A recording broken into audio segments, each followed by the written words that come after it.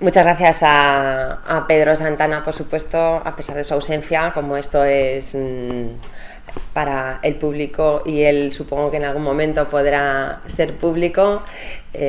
Así quiero hacerlo constar por la organización, a Tomás García López por haber elegido el título, habérmelo propuesto y por supuesto a ustedes por estar aquí.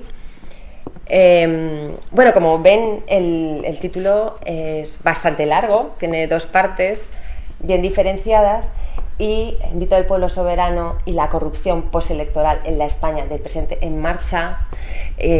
Claramente estas dos partes nos remiten, por un lado, a un problema filosófico más abstracto, pero de cuyo análisis creo que podremos sacar ideas para luego lo que sería el problema que se nos presenta desde el presente, ¿no? Como es este de la corrupción postelectoral en la España del presente en marcha. Como estamos en el curso y yo estoy siguiendo con mucha atención las conferencias, la verdad es que no he visto las noticias así últimamente. No sé si pudiera decir algo que quizás ya haya quedado... pues diríamos obsoleto, que ya haya pasado, que alguna noticia nos pudiera permitir decir que se ha solucionado, entre comillas, el desacuerdo entre los políticos que están buscando pues cómo hacer un gobierno, pero yo supongo que no, supongo que por desgracia estaremos igual, ¿verdad? Ustedes me lo pueden decir, vale, perfecto, así hay sintonía y me ponen al día caso de que no, Pedro Sánchez ha dicho que de acuerdo, ¿qué tal? No, seguimos igual, bien, pues entonces, como igualmente esta conferencia estará fechada, cuando alguien la vea dentro de un tiempo, pues que perdone la ignorancia del futuro que está infecto, ¿no? Que diríamos los materialistas filosóficos. Y como digo, bueno, pues esa segunda parte realmente sería la plataforma desde la que hablamos. Ahora, como he querido verdaderamente atenerme a la cuestión del mito del pueblo soberano en todas sus posibilidades, pues aquí tienen este cuadro en el que vemos 8 posibilidades. Realmente tampoco es que vayamos a explorar con igual detenimiento las 8, pero sí querría empezar en primer lugar por la cuestión del mito. Saben ustedes que Gustavo Bueno, últimamente o viene siendo habitual, o por lo menos en su bibliografía, pues encontramos la palabra mito abundantemente, ¿no? El mito de la cultura, el mito de la izquierda, el mito de la derecha. España no es un mito. Entonces, aparte él tiene, respecto a esta cuestión de qué es el mito, de qué son los mitos, yo creo que bueno, como en casi todo, pues una postura muy diferente al resto, muy original, y que realmente la cuestión no es que sea original, sino que alumbra verdaderamente lo que son las cosas. Y claro, efectivamente yo creo que hay que empezar por decir que los mitos no son necesariamente una completa falsedad, que esta sería la segunda parte del cuadro, ¿no? He puesto falsedad, podría haber puesto irracionalidad. Es decir, solemos asociar, y en esto tiene buena parte el idealismo alemán, la tradición de la filosofía alemana, ¿no? Del mito al logos, el famoso libro de Nestlé. Pues digo que tenemos la costumbre de entender que hay una fase en la historia que es aquella en la cual los hombres viven en el mito, como diría Ortega, en la creencia, y a partir de un momento dado, el tiempo eje de Jaspers, ¿no? Siglo VI antes de Cristo, pues se inaugura el logos, se inaugura ese, bueno, también podríamos decirlo con la fórmula de Kant, ¿no? Pues el sapere aude, o sea, de los hombres son los griegos, pero bueno, esto luego se distribuye. Bueno, realmente Jaspers, por ejemplo, claro, aquí luego hay distintos autores, ¿no? Jaspers considera que hay distintos lugares, ¿no? A partir de los cuales, ¿no? Pues en Asia, en tal cual, que hace que se note que hay un tiempo eje en la humanidad a partir del cual, bueno, pues por el desarrollo económico, por lo que sea, pues los pueblos descubren, pues igual que se descubre la agricultura, se descubre el logos. Claro, nosotros estamos completamente en contra de esta manera de ver las cosas, hasta el punto de que consideramos, se podría decir así, aplicando una idea que Gustavo Bueno usa con el término nación, que el mito se ve desde la plataforma de la filosofía, es decir, que es un concepto oblicuo, que realmente nosotros podemos reconocer como mito una narración, una fábula, etcétera, ya desde la racionalidad filosófica, y es más, que la propia racionalidad filosófica, caso que, por ejemplo, hablemos por antonomasia de Platón, hace uso de los mitos, considera que son, pues por decirlo así, construcciones ideales que en principio no hay por qué rechazar, claro, siempre y cuando se sepa qué entrañan y qué quieres iluminar. En el caso del mito de la caverna, pues está claro. Pero diríamos, por principio, el materialismo filosófico no reconoce en la idea de mito la idea vulgar de aquello que es falso, sin más, ¿no? Entonces, eso es lo que tratamos de ver, en primer lugar, en este análisis del enunciado, ¿no?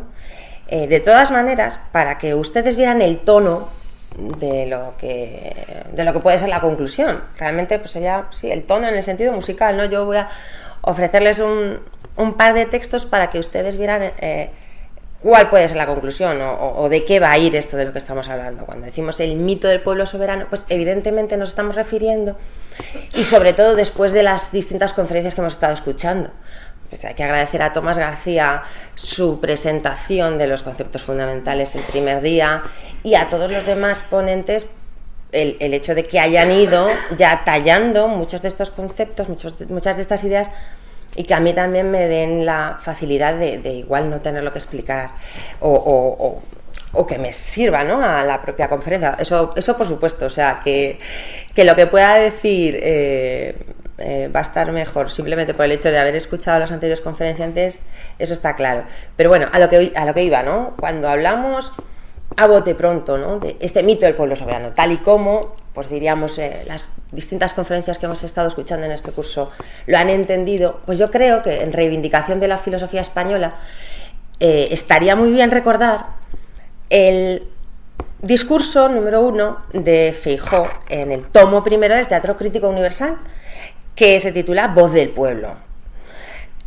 Es conocido, ustedes lo pueden leer en filosofía.org, en el proyecto de filosofía en español, que está el Teatro Crítico, y desde luego yo les recomiendo su lectura. Lo que me interesaba, sobre todo, les voy a leer un parrafito al comienzo, es su relación con otro autor posterior, que es Larra, que qué casualidad, en el primer discurso, el primer artículo, pues periodista, pues no hablamos de discurso en el sentido en el que hablamos de los de Feijóo, pero es muy parecido.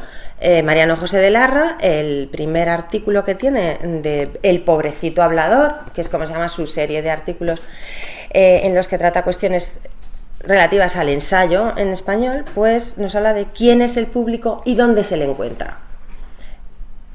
Pudiéramos decir, claro, desde la idea de pueblo que se puede entender después de la Revolución Francesa, pues Feijóo es del antiguo régimen y Larra ya es del nuevo régimen. Bueno, pues verán que ahí hay una nación histórica funcionando, hay realidades que desbordan a los propios conceptos políticos y vienen a decir más o menos lo mismo.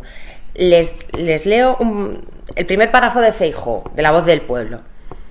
Aquella malentendida máxima de que Dios explica la voz del pueblo autorizó la plebe para tiranizar el buen juicio y erigió en ella una potestad tribunicia capaz de oprimir la nobleza literaria. Este es un error de donde nacen infinitos, porque asentada la conclusión de que la multitud se arregla de la verdad, todos los desaciertos del vulgo se veneran como inspiraciones del cielo. Esta consideración me mueve a combatir este error. El primero, claro, es muy bonito porque es su primer discurso y él viene a decir, quitándome del medio me quito ya trabajo, ¿no?, para los siguientes, haciéndome la cuenta de que venzo muchos enemigos en uno solo, a lo menos de que será más fácil expugnar los demás errores, quitándoles primero el patrocinio que les da la voz común en la estimación de los hombres menos cautos. La voz común en la estimación de los hombres menos cautos. Bueno, pues ese es el mito del pueblo soberano. O sea, realmente aquí no se está entendiendo la soberanía en el sentido político estricto, pero cuando hablamos de ese mito, de esa idea de que, bueno, pues la gente, pues cuando si es mayoría, no, si cuando todo el mundo lo dice, esto es. Ahora, la gracia está en cómo Larra, digo yo que habrá estudiosos que igual lo tienen visto, ¿no? Qué casualidad que Larra en su primer artículo trate. O sea, no me creo que Larra no haya leído a Feijóo cuando elige este mismo tema en su primer artículo del Pobrecito Hablador. Claro, lo que hace Larra es narrar una especie de trabajo socrático. Él se presenta, no explica cuál es este personaje del Pobrecito Hablador. Entonces viene y dice: yo vengo a ser en este mundo, dice, un buen hombre, un infeliz, un pobrecillo, no tengo más defecto que hablar mucho, las más veces sin que nadie me pregunte mi opinión. Bueno, entonces se presenta esta figura de, pues sí, ¿no?, el ingenuo que va por la vida queriendo saber qué son las cosas, y claro, metiéndose en fregados, igual que Sócrates. Dice: esa voz público que todos traen en boca, siempre en apoyo de sus opiniones, ese comodín de todos los partidos, de todos los pareceres, ¿es una palabra vana de sentido o es un ente real y efectivo? Bueno, pues yo creo que aquí está esta distinción que nosotros hemos querido presentar al distinguir una idea de mito no exenta de logos, no exenta de racionalidad, y lo que sería el mito completamente vacío de sentido. Según lo mucho que se habla de él, según el papelón que hace en el mundo, según los epítetos que se le prodigan y las consideraciones que se le guardan, parece que debe de ser alguien. El público es ilustrado, el público es indulgente, el público es imparcial, el público es respetable. No hay duda, pues, en que existe el público. En este supuesto, ¿quién es el público y dónde se le encuentra? Y ya se pueden imaginar cómo la narración pues va contando cómo Larra se dirige a los distintos lugares de Madrid buscando el público. Entonces recuerda también un poco a la rebelión de las masas de Ortega, ¿no? Cuando dice, pues, los cafés están llenos, tal. Y bueno, ya les digo que les recomiendo su lectura. Yo lo he cogido directamente de la biblioteca virtual de Miguel de Cervantes. Claro, es muy bonito, las conclusiones que extrae cuando llega a su casa. Bueno, entre medias dice algo que además me recuerda a Gustavo Bueno, y lo voy a decir, entre medias, ¿no? Va paseando, bueno, se mete en un café, se mete en un tal, dice, y en todas partes muchos majaderos, no entienden de nada, disputan de todo, ¿no? Esto, lo de los majaderos me ha gustado mucho. Todo lo veo, todo lo escucho y apunto con mi sonrisa propia de un pobre hombre, y con perdón de mi examinando. El ilustrado público gusta de hablar de lo que no entiende. Esta es una conclusión a medio camino, ¿no? Todavía no ha llegado a su casa, le falta visitar un teatro, que ayer precisamente Tomás García habló de la teatrocracia, de cómo habla Platón de esa disputa, ¿no? De qué pasa cuando degenera la música, degenera el teatro y todo el mundo opina. Bueno, exactamente igual, Larra exactamente igual. Y cuando llega, bueno, pues después de hacer una visita así por todos los lugares donde se supone que se va a encontrar el público, dice: llego a mi casa, reúno mis ideas y llego. En primer lugar, que el público es el pretexto, el tapador de los fines particulares de cada uno. El escritor dice que emborrona papel y saca dinero al público por su bien y lleno de respeto hacia él. El médico cobra sus curas equivocadas y el abogado sus pleitos perdidos por el bien público. El juez sentencia equivocadamente al inocente por el bien público. El sastre no decir, pero ¿qué diré? Yo mismo digo que escribo para el público y en realidad tengo que confesar que escribo para mí misma. Pero nos interesa especialmente la segunda conclusión, dice. Y en segundo lugar, concluyo que no existe un público único, invariable, juez imparcial, como se pretende. Que cada clase de la sociedad tiene su público particular, de cuyos rasgos y caracteres diversos y aún heterogéneos se compone la fisonomía monstruosa del que llamamos público. Que este es caprichoso y casi siempre tan injusto y parcial como la mayor parte de los hombres que le componen. Que es intolerante al mismo tiempo que sufrido y rutinero al mismo tiempo que novelero, aunque parezcan dos paradojas. Que prefiere sin razón y se decide sin motivo fundado. Que se deja llevar de impresiones pasajeras. Que ama con idolatría sin porqué y aborrece de muerte sin causa. Que es maligno y mal pensado y se recrea en la mordacidad. Que por lo regular siente en masa y reunido de una manera muy distinta que cada uno de sus individuos en particular. Que suele ser su favorita la medianía intrigante y charlatana y objeto de su olvido o de su desprecio el mérito modesto. Ya termino. Que olvida con facilidad e ingratitud los servicios más importantes y premia con usura a quien le lisonjea y le engaña. Y, por último, que con gran sinrazón queremos confundirle con la posteridad que casi siempre revoca sus fallos interesados. Es interesante que hable de la posteridad, porque como ustedes sabrán, muchos sabrán, el concepto de nación de Gustavo Bueno es distinto al de pueblo, precisamente por este motivo. Pero bueno, como luego llegaremos a ello, simplemente quédense con esta idea, ¿no? El cómo distingue el presente respecto a lo que será la posteridad y cómo normalmente la posteridad modifica lo que el pueblo ha creído. Pero bueno, el asunto es que aquí está el mito del pueblo. Ahora, si se dan cuenta, yo he seguido las indicaciones, bueno, por supuesto, conozco cuál es la distinción entre mitológico, un mito con logos y un mito en el sentido peyorativo por Gustavo Bueno, pero que se dan cuenta de que está aquí en este texto, ¿no? O sea, existe, se habla tanto de él, ¿es un ente de razón o existe? Bueno, si se habla tanto de él, pues algo habrá que decir. Claro, si yo llegase y digo, bueno, el mito no existe, bueno, pues ha terminado la conferencia, porque ¿de qué voy a hablar? Podemos hablar de algo que no existe, entonces ¿por qué tiene interés? Esta es la cuestión, claro. ¿Qué se encierra aquí? Bueno, pues por no poner los ejemplos de los políticos, quiero decir, yo he cogido 2 textos de la tradición en reivindicación de la filosofía en español. Pero bueno, pues yo qué sé, Cameron el día del Brexit dijo el pueblo británico ha tomado una decisión. Entonces claro, si nos ponemos en este plan de Larra, el pueblo británico ha tomado una decisión. ¿Qué es eso? O sea, el pueblo, una decisión, bueno, la habrá tomado cada uno de los que han votado a favor o en contra, pero claro, yo me imagino al que ha votado en contra del Brexit, que diría, no, yo no soy pueblo. ¿Qué pasa? Ahí está la contradicción, ¿no? Y, en fin, como es tan constante, ¿no? Pues no hace falta que les ponga más ejemplos. Bueno, pues esto es. ¿Qué se encierra en esta fórmula, ¿no? Este concepto de mito, como hemos dicho, oblicuo, que no desprecia el contenido racional que pueda tener, porque algo debe de tener. O sea, no puede ser que la gente sea tan idiota. O, de hecho, cuando una idea funciona de esta manera, ¿por qué funciona? Esto es lo que nos preguntamos, ¿no? Claro, ya digo, nosotros partimos de un sistema filosófico que afortunadamente nos da las herramientas para que ninguno de los términos de este enunciado tenga misterio. Realmente lo que es un mito, lo que es el pueblo, lo que es la soberanía. Afortunadamente, como ha hecho Tomás estos días, ¿no? Tenemos un corpus en donde uno realmente puede saber que aquí no hay ningún misterio, O sea, el problema es el de que se le quiere dar un misterio que no tiene. Ahora bien, este misterio la filosofía lo analiza.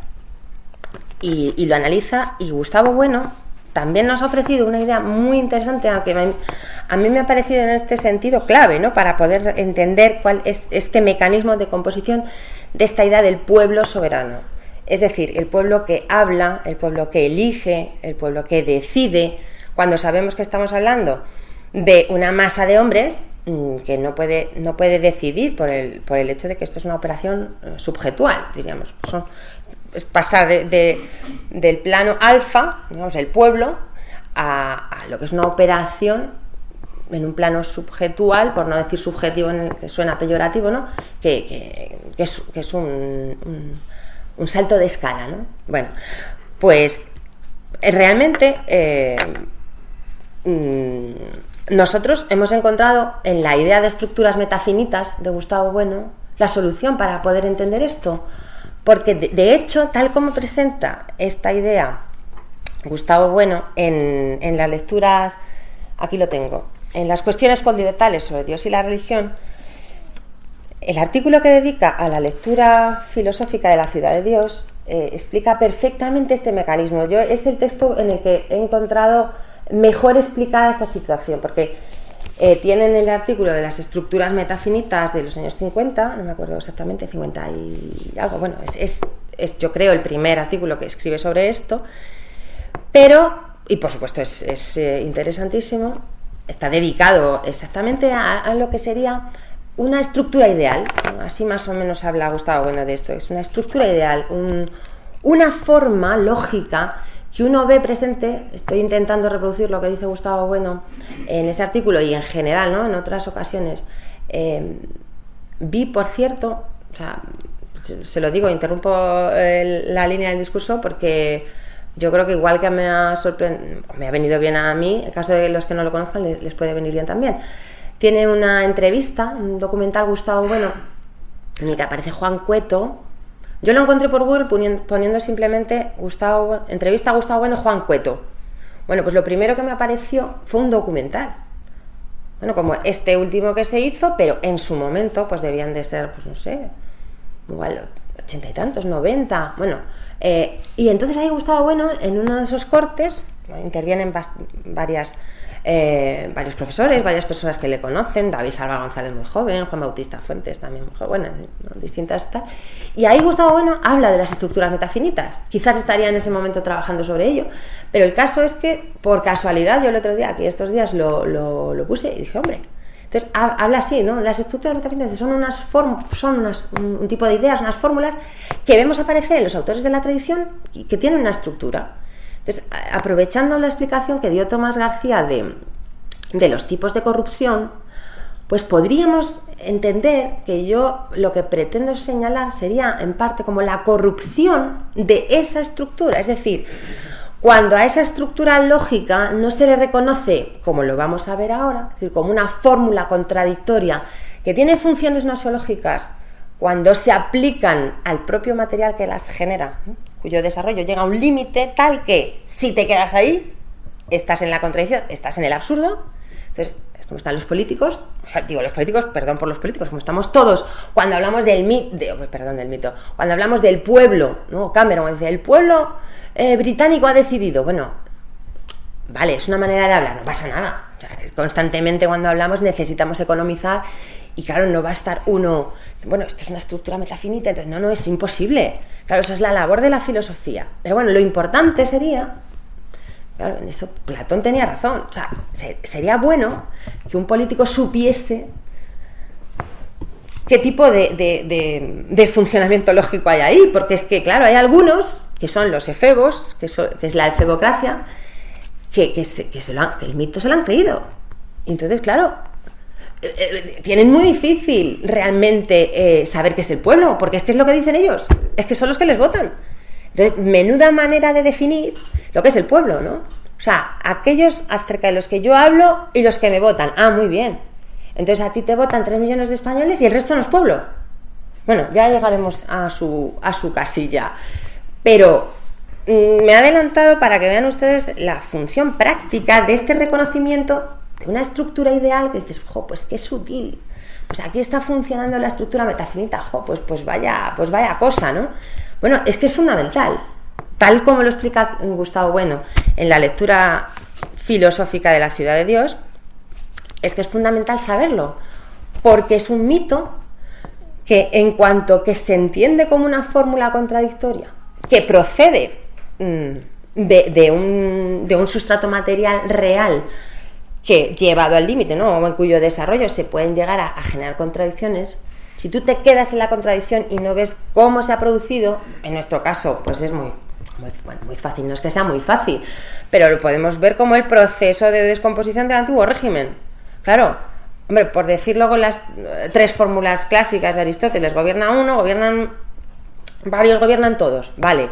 Sabemos que Aristóteles utilizó su tipología de los enunciados como formato para tal, pero al final uno podría pensar que esa descomposición del antiguo régimen evidentemente no se hace en 1789. En 1789 lo que sucede o es la fecha simbólica de todo un proceso histórico que no se puede improvisar, que evidentemente no es que el pueblo decida tomar el poder. Ahora, ese sería el material lógico, o sea, la lógica material de ese desarrollo del antiguo régimen nos lleva a una idea límite que o bien la entendemos de una forma positiva y entonces estamos en la parte baja del cuadro, entonces estamos entendiendo ese mito como una realidad positiva. Ese es el problema, lo estamos entendiendo de forma dogmática y eso es lo que hacen los científicos de la política, los politólogos famosos, ¿no? Pues Juan Carlos Monedero y compañía, nosotros somos científicos, claro, y como le dijo a Iván Vélez en el Centro Riojano en aquel debate, ¿no? Es que usted no conoce el concepto de densidad democrática. Y claro, Iván creo que le dijo algo así como, en los últimos laboratorios de la ciencia política lo han extraído, ¿no? Una sustancia química desconocida, la densidad democrática. Claro. Bueno, pues esto es que esa ingenuidad impertinente del que está tratando con ideas y se cree que está tratando con conceptos, está tratando con mitos. Ahora bien, con mitos que tienen su lógica de construcción, es decir, que se han generado socialmente, filosóficamente, por una serie de procesos que evidentemente no nos podemos tomar como un resultado ya conceptual que no sirve para decir, claro, el mito, el pueblo soberano, claro, el pueblo, ahí está el pueblo, ¿dónde está? ¿Dónde está el pueblo? ¿Quiénes son? Como dice Larra, ¿no? ¿Quién es el público? ¿Dónde se le encuentra? Pues esta es la cuestión. Entonces, esto que es un mito de la filosofía política, es un mito como el perpetuum mobile de la mecánica, como la fórmula kantiana del obra de modo que la máxima de tu voluntad, no el imperativo que hemos salido. Profesora de filosofía, no sale imperativo categórico. El imperativo categórico kantiano lo dice aquí Gustavo Bueno. En el momento en que lo tomas como una fórmula positiva, eres un metafísico. ¿De qué universo hablas? ¿De qué conjunto de hombres? Si tú crees que la humanidad en paz ya puede adoptar los derechos humanos y te crees que ya tienes el código, bueno, los de Izquierda Unida, ¿no? Ya llevan, bueno, ya desde Anguita, con los derechos humanos, claro, ahora es muy fácil la asociación con Podemos, claro, si no hay más que aplicar los derechos humanos, ¿qué estamos haciendo? Estamos perdiendo el tiempo. El resto de los políticos son malísimos, no creen en el hombre, la cosa más evidente, el hombre no creen en la humanidad y entonces son partidistas, es decir, una parte de la humanidad superior a la otra, es que son colonialistas, fascistas. Este es entender la fórmula kantiana, el imperativo categórico de modo mítico, cuando dice aquí, bueno, yo creo que se puede conservar la idea de que esta estructura ideal, que es el imperativo categórico, es como el perpetuum mobile de la política. Basta con darle parámetros. Evidentemente, si nosotros usamos la idea de imperio generador, ya empezamos a entender un poco, ¿no? Es que, claro, no es tan raro eso de que yo quiera para mí, es decir, que lo que yo quiera para mí, que mi máxima tenga que ser al mismo tiempo una ley universal. Ya estamos empezando a comprender que, por ejemplo, ese momento en el que Roma empieza a conceder derechos de ciudadanía, está haciendo eso, porque eso hay que hacerlo. Estos, de la política efebocrática, la efebocracia, los sofistas de nuestro presente, creen que no, creen que está hecho. Con lo de los toros el otro día, es increíble, ¿no? Son personas, vale, muy bien, pero entonces, ¿quién se va a tomar un café con un toro? Es que, o sea, no... Citó a Jesús Maestro, me encantó una frase que dijo hace poco, no tienen cita con la realidad.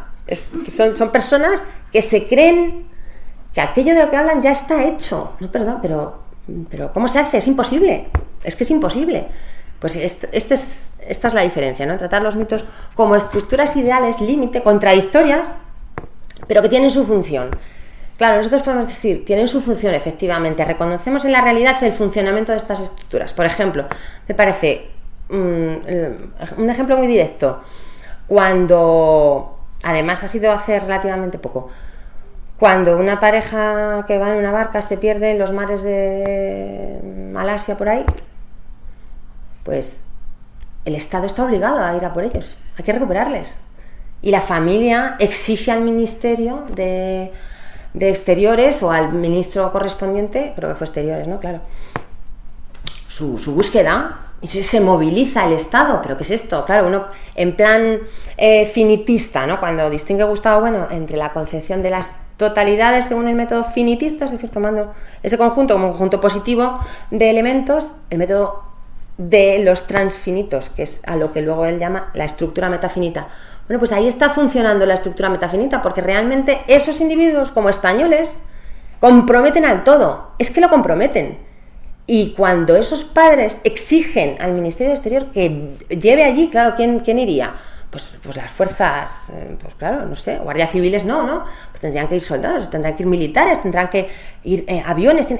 El Estado se está desplegando para dos incautos a lo mejor, o no, pobrecitos, pero la cuestión es que quien dijese, que les den, están perdidas ahí en los mares del sur, vete a saber, o sea, yo qué sé, ¿por qué tiene que, no? Imaginémonos la mujer del soldado que tiene que ir a buscarles, bueno, ¿y por qué vale la vida de estos más que la vida de mi marido? Pues ahí está uno de los enunciados de cómo se caracterizan las estructuras metafinitas, ¿no? Son tres. Gustavo Bueno explica los tres, o sea, cómo se despliega este concepto, ¿no? Una parte, hablando de todos y partes, o sea, es decir, igual he ido un poco de prisas. ¿Qué es una estructura metafinita? Pues sería una totalidad tal que no cumple el axioma de desigualdad, no cumple esa idea que nos dice que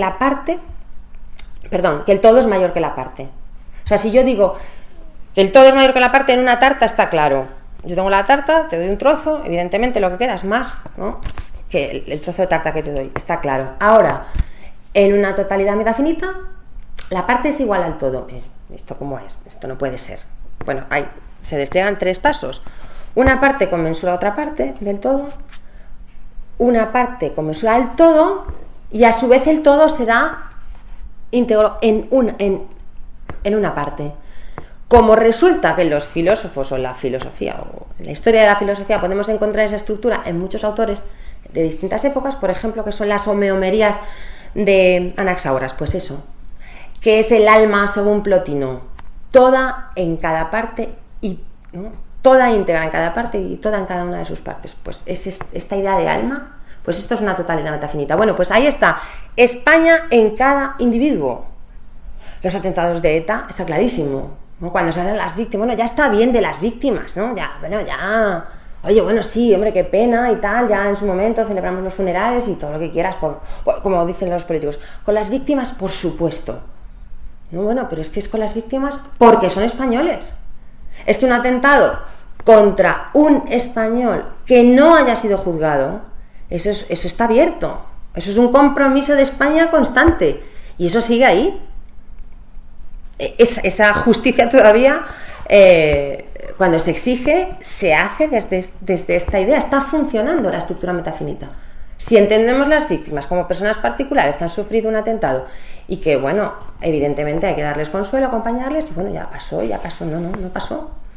En cuanto que ETA no ha dejado de existir como banda porque no ha entregado las armas, porque no están todos sus miembros en la cárcel, etcétera, etcétera, es decir, en cuanto que no se ha hecho justicia, eso está ahí. Y cada español asesinado por ETA ha sido un compromiso de la nación al completo. Bueno, pues esta es la estructura metafinita, y en este sentido es como tenemos que entenderlo, no como un término positivo, sino como una idea que de hecho funciona, ¿no?, como límite revertido, es decir, una idea contradictoria, pero tal que en la realidad tiene sus funciones. Claro, nosotros no nos vamos a inventar las funciones, o sea, les he puesto ejemplos de que funciona, pero claro, ¿dónde funcionó? Evidentemente en la Revolución Francesa. ¿Y quién presentó este concepto de soberanía popular? Rousseau. Yo soy la primera sorprendida en no hablar mal de Rousseau. Me tienen que perdonar que Rousseau se ha citado para decir algo bueno de él. Creo que se lo he dicho antes, o igual no. Bueno, pues aprovecho para decírselo ahora. El relleno de estas distintas casillas va a estar básicamente compuesto por 4 autores. 3 principalmente en torno a la Revolución Francesa: Rousseau, El contrato social; Sieyès, El tercer estado y otros escritos, de 1789; y José de Maistre, Sobre la soberanía popular. Estos 3 porque están imbricados, porque están tratando de... Rousseau no, porque no lo vivió, es de 1762, de hecho él consideró un fracaso, ¿no?, que el contrato social pues no tuviera el éxito que él se esperaba, lo prohibieron. Bueno, ya saben que fue un hombre que sufría por esta, en fin, bueno, una vida en este sentido trágica, ¿no? Veía al mundo contra él, pero no nos debemos detener en estas cuestiones, diríamos, psicológicas o tal, si sufrió o no sufrió. De hecho, los revolucionarios tomaron el contrato social como su catecismo. Bueno, incluso... yo no lo sabía, el introductor de esta edición nos dice que ese fue el libro de cabecera de Fidel Castro. Bueno, pues fíjate, resulta que él se creyó que había fracasado, que nadie lo leía, que estaba prohibido, que tal, que cual, y bueno, fíjate, ¿no? El contrato social fue el libro de cabecera de los revolucionarios como una especie de catecismo, y claro, aquí encontramos, como digo, esta estructura metafinita funcionando a toda máquina. A toda máquina. Me he permitido entresacar algún fragmento que les voy a leer para que lo vean, ¿no? Para que vean simplemente cómo funciona. Yo creo que ya están familiarizados con la idea.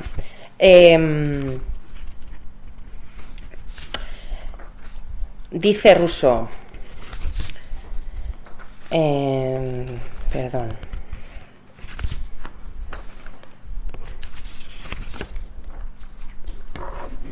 Cada uno de nosotros pone en común su persona y todo su poder bajo la suprema dirección de la voluntad general, recibiendo a cada miembro como parte indivisible del todo. Otra parte. En capítulo 6 del Pacto Social. De inmediato, este acto de asociación produce, en lugar de la persona particular de cada contratante, un cuerpo moral y colectivo compuesto de tantos miembros como votos tiene la Asamblea, el cual recibe por este mismo acto su unidad, su yo común, su vida y su voluntad.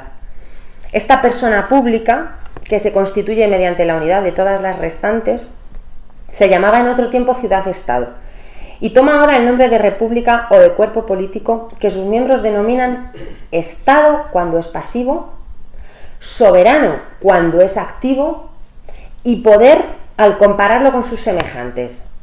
Esto es interesante, estas tres formas de denominarlo, porque creo que se podrían ajustar a las tres capas de la sociedad política, entendiendo Estado quizás si pudiera funcionar cuando es pasivo como la capa basal, pero bueno, habría Estado como capa basal, bueno, pero soberano cuando es activo está claro que es la capa conjuntiva, y poder al compararlo con sus semejantes, es decir, con las otras naciones. De hecho, hablamos en nuestros días de potencias, las potencias, ahí están, ¿no? Este párrafo es muy bueno por cómo sintetiza todos los conceptos que van a estar en funcionamiento en la filosofía política desde entonces hasta aquí, ¿no? En cuanto a los asociados, toman colectivamente el nombre de pueblo y se llaman más en concreto ciudadanos, en tanto son partícipes de la autoridad soberana, y súbditos en cuanto están sometidos a las leyes del Estado. Claro, esto que parece que va a implosionar, porque realmente Rousseau lo que hace, ¿no? Pues es explicar cómo las funciones que tiene cada uno y cómo realmente todos hacen todo. Pues esto lo desmonta de Mestre, porque critica José de Mestre sobre la soberanía popular. Es un comentario pormenorizado del contrato social de Rousseau. Entonces, de Mestre está tomando, y no digo que lo haga mal, lo hace perfectamente, lo está tomando como un concepto positivo. Es completamente metafísico y realmente es una maravilla leer sobre la soberanía popular de Rousseau, de Mestre, un anticontrato social. Subtítulo lo ha puesto el editor, pero claro, lo ha puesto porque es que realmente es esto, es un anticontrato social. Pues José de Mestre hace bien, porque luego ese mito se ha ido convirtiendo en algo positivo. Claro, lo bueno es que de Mestre está viviendo la Revolución Francesa. El otro elemento, que es Sieyès, está también usando de esta fórmula ideal contradictoria del pueblo soberano, y no he recogido tantos textos porque es igualmente, ¿no? O sea, podemos reconocer, pero para no aburrirles, para no cansarles con tanto texto, tan solo les voy a leer un último de Rousseau, que me parece que he quitado el lápiz, pero bueno, sí, está aquí. Es que es tan clarísimo, ¿no?, cómo funciona. ¿Qué es propiamente un acto de soberanía? Este es el, para decirles por si acaso, capítulo 4, de los límites del poder soberano. ¿Qué es propiamente un acto de soberanía? No es un convenio del superior con el inferior. Ahí estaríamos. No puede ser la parte menor que el todo. Ahí no se cumple el axioma de desigualdad. Sino un convenio del cuerpo con cada uno de sus miembros. Convenio legítimo porque tiene como fundamento el contrato social. Equitativo porque es común a todos. Útil porque no puede tener más objeto que el bien general. Y firme porque tiene como garantía la fuerza pública y el poder supremo. Mientras los súbditos no se hayan sometidos más que a tales convenios, no obedecen a nadie más que a su propia voluntad. Ahí está, ¿no? Ahí está la metafísica. Su propia voluntad, siempre y cuando se entienda no dialécticamente.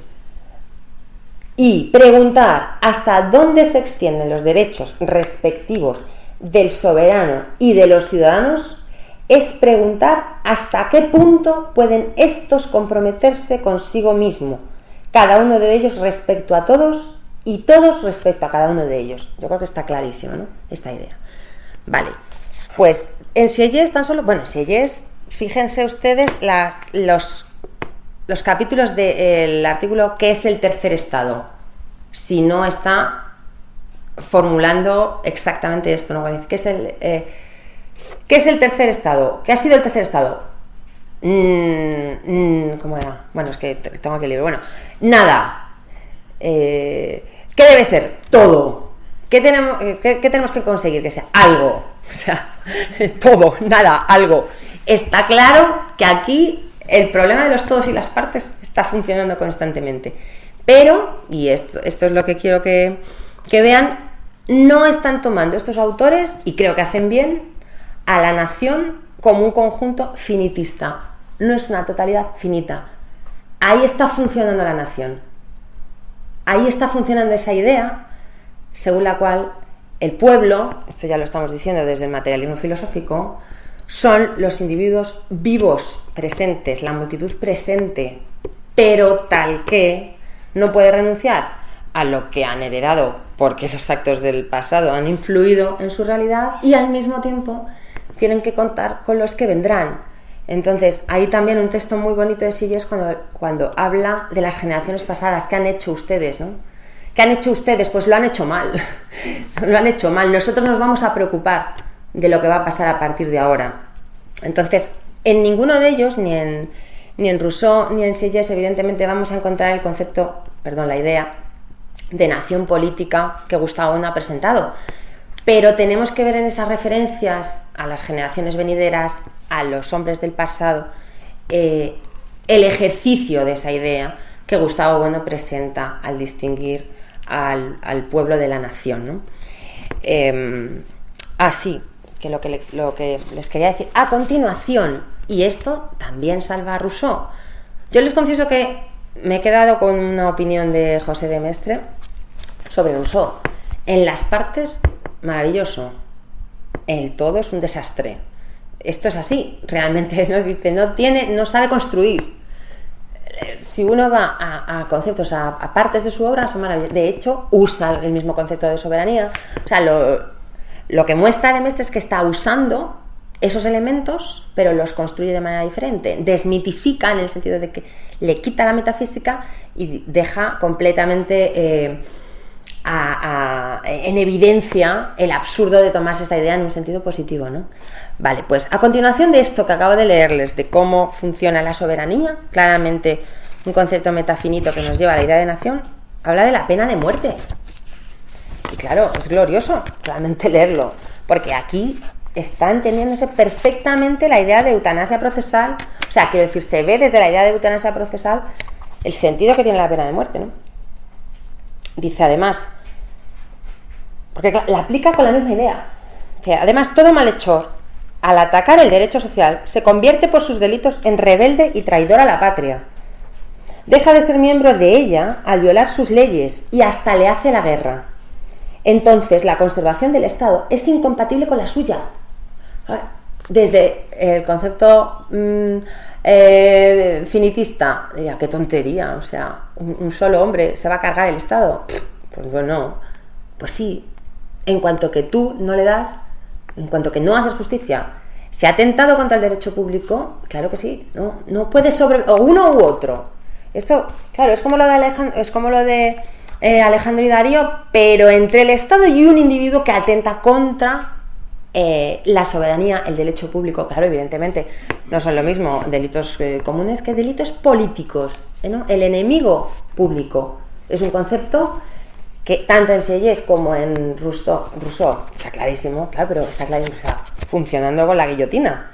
Claro, cuando la gente dice, pero qué horror, pues realmente no están dándose cuenta, como hemos dicho antes, que es que las cosas hay que hacerlas. Y cuando tú estás diciendo, ¿qué ha sido el tercer estado? Nada. ¿Qué debe serlo? Todo.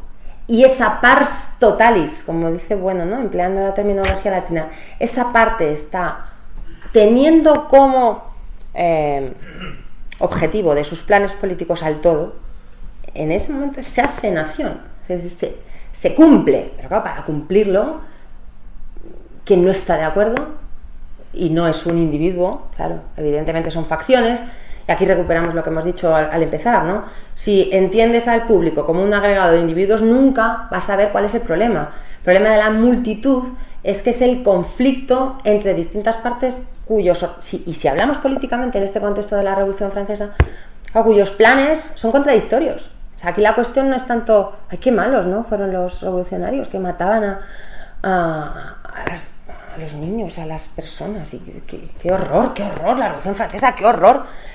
Escuché preparando esta conferencia un debate en Libertad Digital presentado por Javier Somalo y estaban, bueno, pues gente ilustre, profesores de universidad y demás, y estaba José Sánchez Tortosa y tuvo un momento muy brillante porque estaban hablando, ¿no? ¡Qué horror! No, es que eran asesinos, una sangría, no sé qué, tal y cual. Y claro, dice Sánchez Tortosa, bueno, es que eso es la democracia.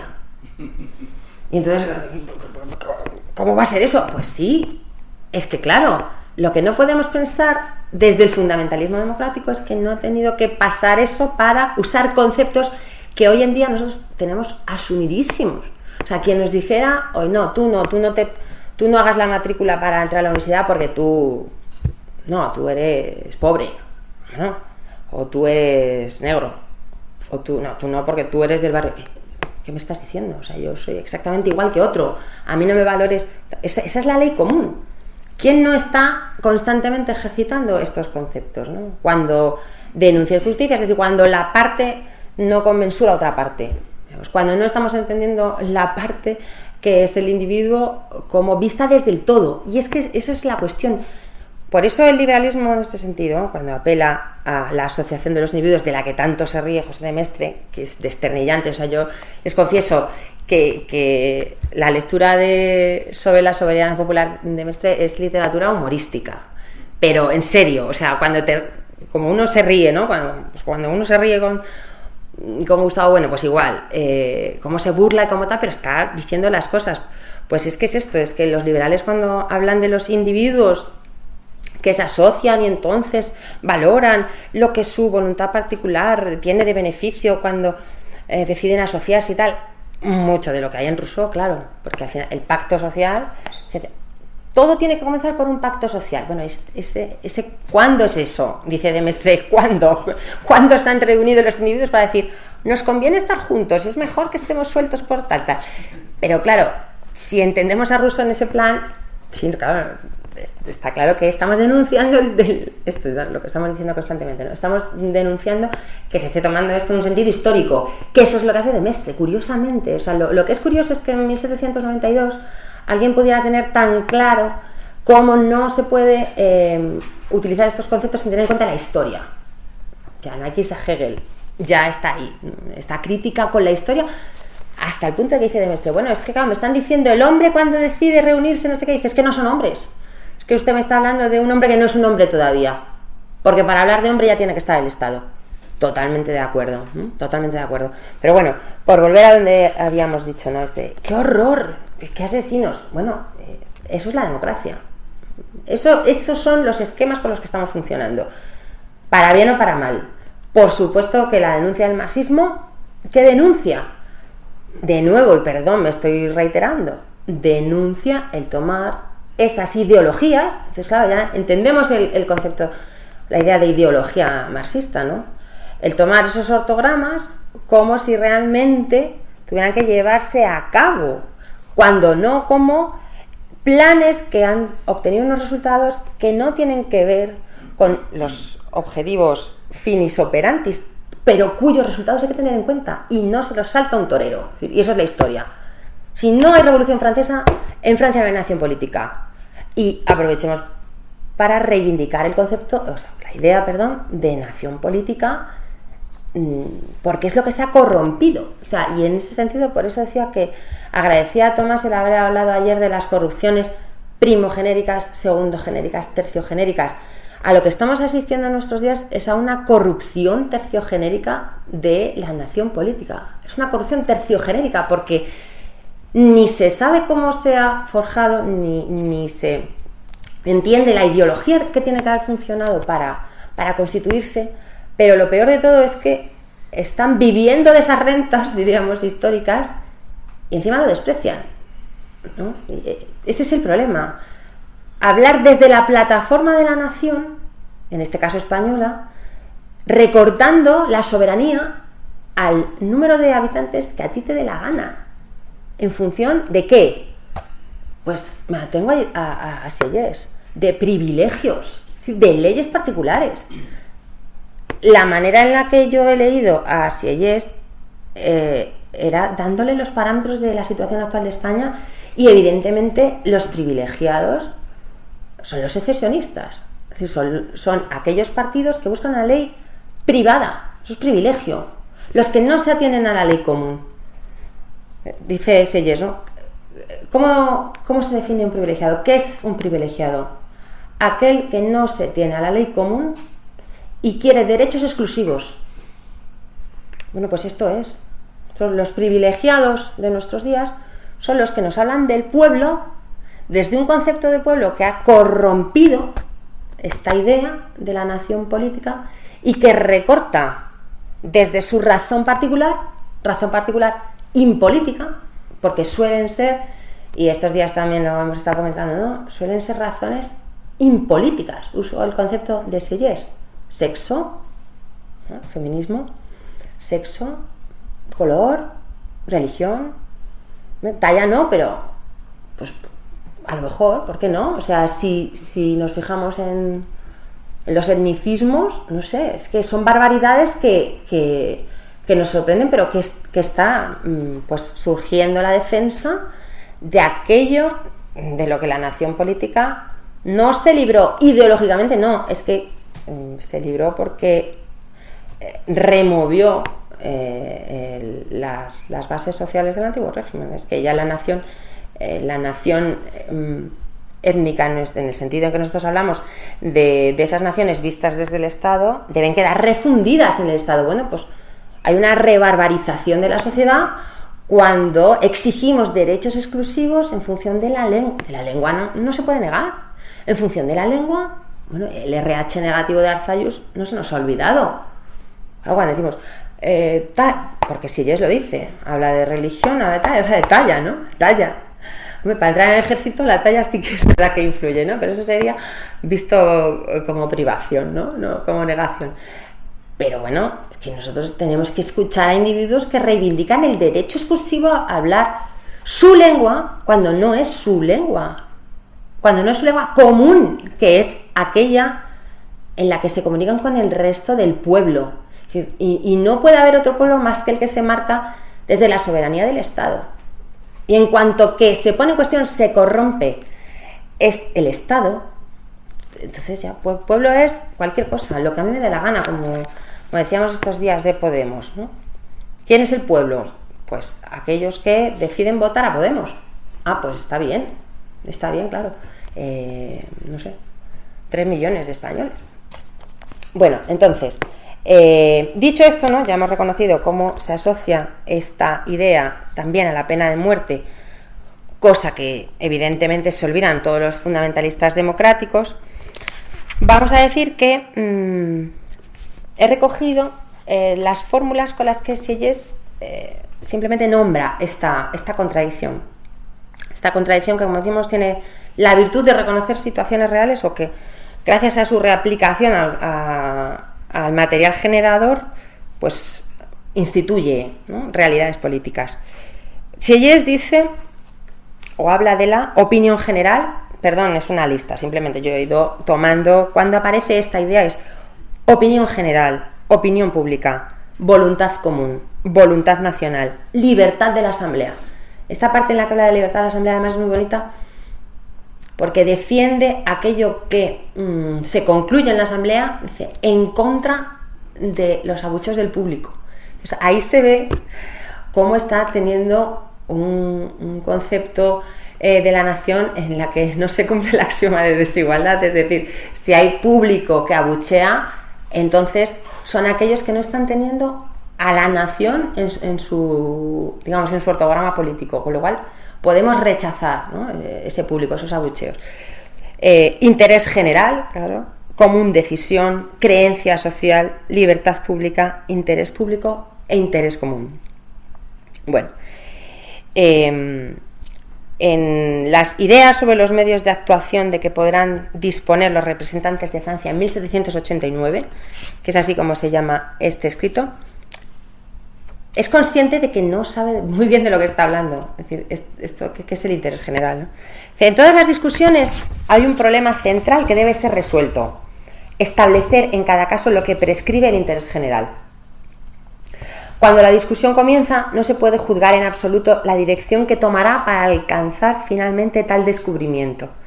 Sin duda, el interés general no es nada, sino resulta el interés de alguien. De hecho, el antedicho interés general no es a la postre, sino el de los intereses particulares que resulta común al mayor número de votantes. Ahí se ha colado. Ahí está el problema. Al mayor número de votantes tienen que apelar a un concepto que no deja de ser, que no deja de estar desconectado, lógicamente, de este planteamiento, ¿no? Porque es el mayor número de votantes. De ahí la necesidad de la concurrencia de opiniones. Entonces, es muy interesante porque los tratadistas distinguen a Rousseau de Sieyès por la idea de representación. Para Rousseau no hay representación. No puede ser que la voluntad general tenga representantes. De ahí que, evidentemente, por eso la democracia para Rousseau sea imposible, ¿no? Él considera que la democracia tiene que ser, pues, un régimen que se da en unas condiciones tan sumamente no ideales, sino tan sumamente imposibles en el presente, que no hay democracia. O sea, cuando se cita a Rousseau como demócrata, bueno, es demócrata diciendo el número de población que tenemos hace que sea inviable, hace falta unas características que él mismo lo dice: tiene que ser un gobierno de dioses. Otra cosa es que luego haya quedado, y yo por eso respetaría el que Rousseau aparezca como un democratista, hablando de él, pues poniéndolo en el número 2, ¿no? En el caso de Sieyès estaríamos hablando del número 1, porque la parte del pueblo, no he hablado de los dos términos, he hablado del mito, pero no he hablado del pueblo y la soberanía democratista. Pero bueno, ya que estamos en ello, ya que estamos en los textos, podrán verlo. Podríamos decir que Sieyès representa el modelo 1 en cuanto que toma una parte de la sociedad y que ejerce la soberanía democrática. ¿Por qué he puesto democratista? Porque aquellos que defendiesen, o cuando matizamos ese mito del pueblo con democratista, estamos entendiendo que consideran que solo la democracia permite el ejercicio de esa soberanía, mientras que el resto, soberanía no democratista, no excluye la democracia, pero admite que la soberanía pudiera darse también en otro tipo de regímenes, ¿no? Ahora vamos a ver ejemplos.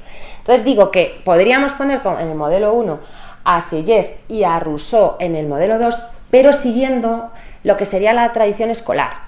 A Rousseau se le considera como alguien que toma al pueblo como un todo, mientras que Sieyès pues habla de la parte que sería el Estado llano. Pero claro, es injusto, porque Sieyès está diciendo que esa parte se convierte en la nación, el tercer Estado, ¿no? Tercer Estado como parte social se hace cómplice, digamos en el buen sentido, del destino del todo. Entonces en ese sentido tendríamos que ponerlo en el 2. Caso de que, como digo, siguiésemos a quienes les colocan como defensores de la democracia. Es verdad que la democracia representativa pues es lo que defiende Sieyès, y de hecho hay una parte muy bonita de este texto que les he dicho, donde habla de los grados de representación. Entonces ahí se ve otra vez la paradoja de la democracia, porque dice no puede haber más de 3 grados, porque entonces ya nos vamos demasiado respecto del pueblo, ¿no? Si nosotros organizamos el pueblo en determinadas partes, de cada una de estas partes tomamos un comisionado, a su vez este comisionado, ¿verdad?, dice y ya no más, porque entonces ya como que se nos pierde el pueblo. Eso es absurdo, porque realmente lo que nosotros diríamos que no está representando, no, está presentando.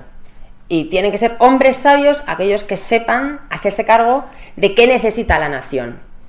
Y no porque representen a la soberanía, en este sentido metafísico, ¿no?, de cada individuo, no. Realmente no representan, están hablando. Esto lo dice así de Mestre. Dice, ¿cuál es el misterio de la democracia? Que un hombre sabio elige a otro hombre sabio. Entonces es eso, que una serie de comisionados en una asamblea deciden tal. Pues ¿cuál es el misterio? Pues nada, pues que los que saben dicen qué es lo que van a hacer y entonces discuten no sé qué y pues se lleva al final el que es capaz de envolver a los otros por su prudencia el cumplir con esos planes. Que no, pues habrá forcejeos. Que no tal, pues guerra civil. Es decir, que al final no es otra cosa más que el cómo una parte de la sociedad tiene que contar con las demás para pues cumplir con unos planes y unos programas, ¿no? Y en cuanto que en esos programas no se cuenta con el todo, pues estás pervirtiendo la ley común. Claro, hay que decir que desde el materialismo filosófico casi toda, yo por lo menos de estos autores que estoy hablando, pero es el diríamos la conclusión a la que llegamos respecto a todos estos conceptos. Todos estos conceptos son idealistas desde nuestro punto de vista porque están ceñidos tan solo a la capa conjuntiva, porque aquí todo se está tratando en los términos de opiniones, asambleas, ley común, pero claro, ¿qué es lo común? ¿Qué es lo común? Es la patria. Es que si no introduces la capa basal, estás perdido. Cuando hablan de, claro, el interés común, ¿quién lo tiene? No se sabe. ¿Cómo se puede construir el interés común? Claro, por eso el populismo, en este sentido, sigue en esa línea de idealismo político, porque la comunidad lo marca la patria.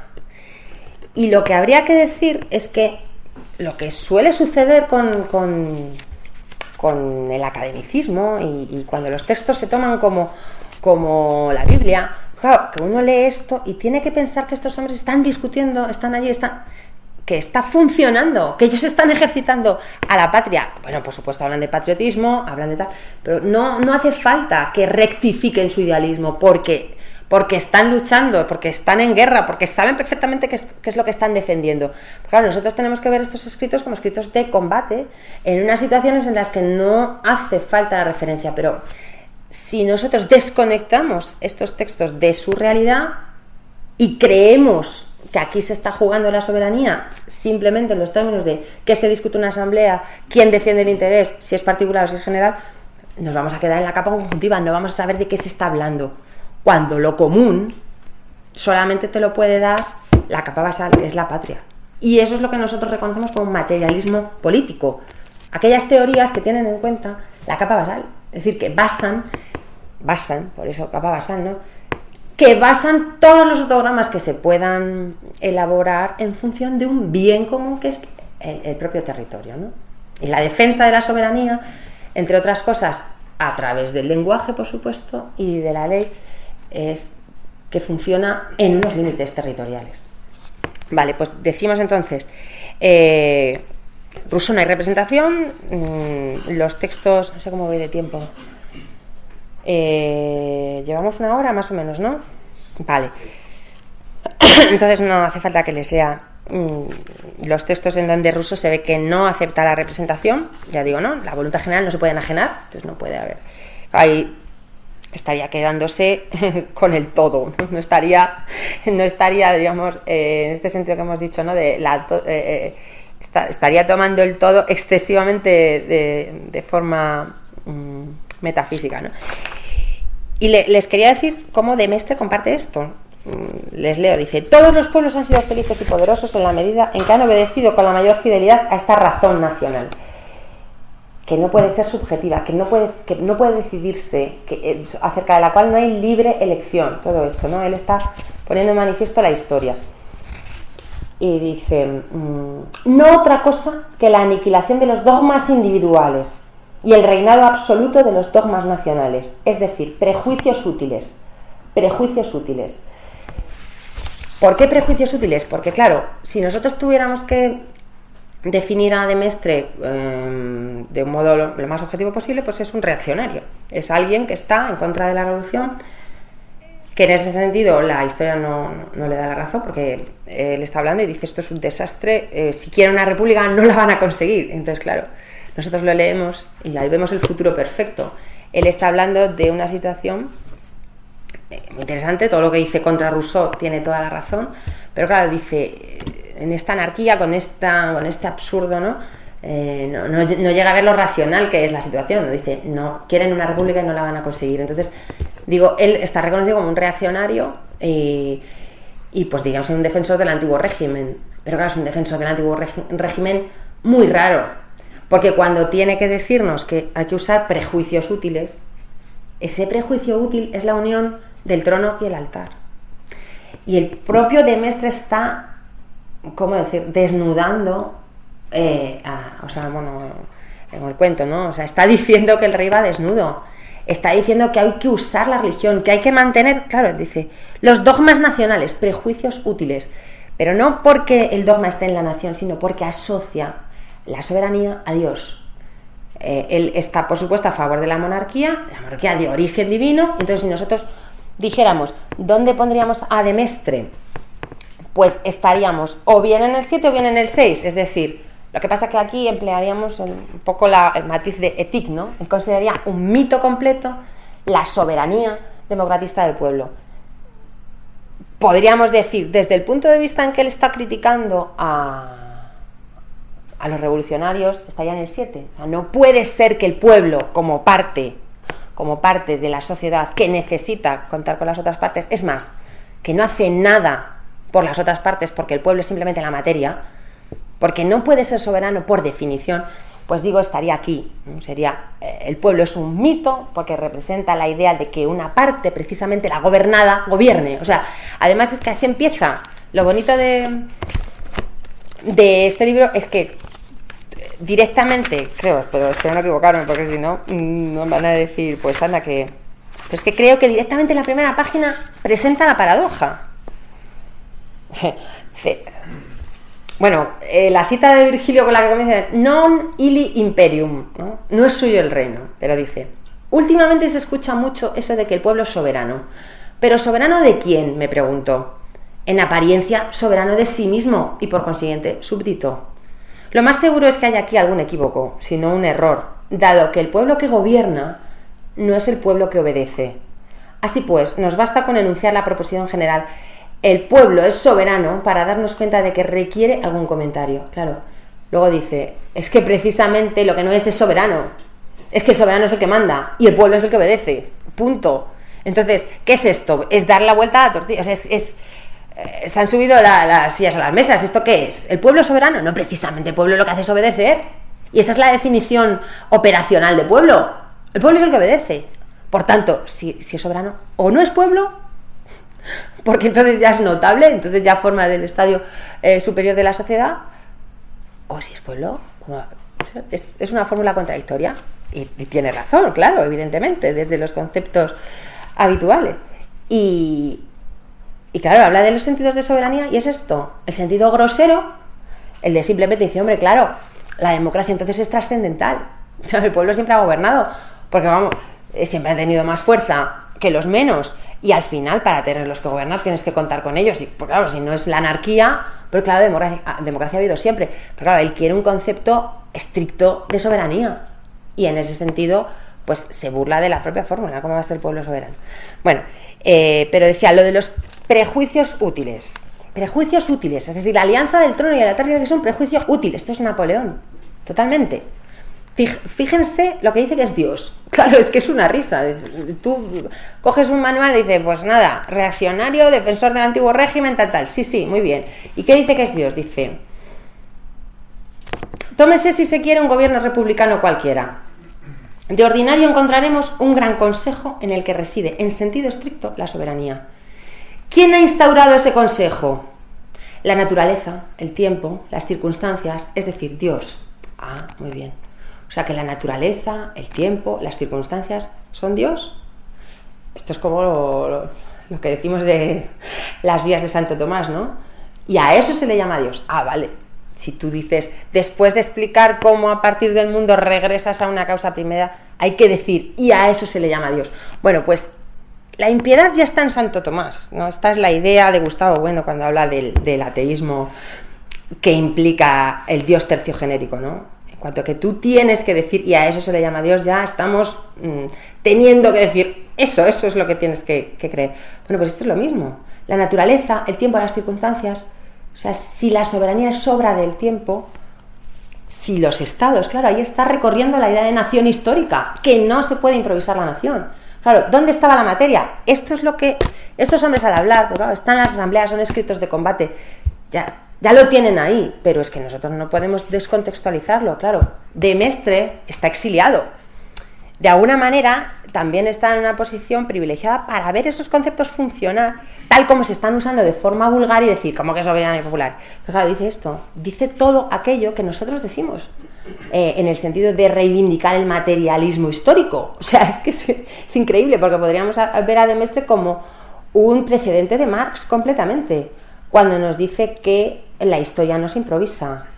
Es más, por referirnos otra vez a Podemos, dice que hay que fiarse de la experiencia, que experimentos en política, cuidado, los experimentos con gaseosa, que más vale un hombre prudente y lo que ya se ha probado que inventarte tú por tu propia elección aquello que decides que tiene que ser. No, es que tú estás heredando una nación histórica. Y esto es lo que está recorriendo. En ese sentido, es completamente materialista de Mestre.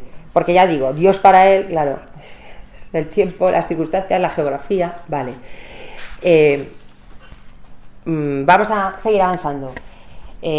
Vamos simplemente ya, para no entretenernos, a intentar decir, ¿no?, quiénes representarían las otras casillas. Aunque bueno, hemos hablado ya. La 3... Pues la 3 habló ayer Tomás de él, Juan de Mariana.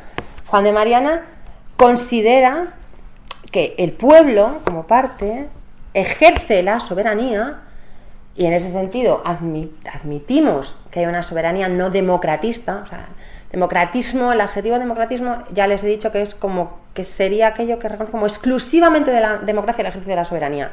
No.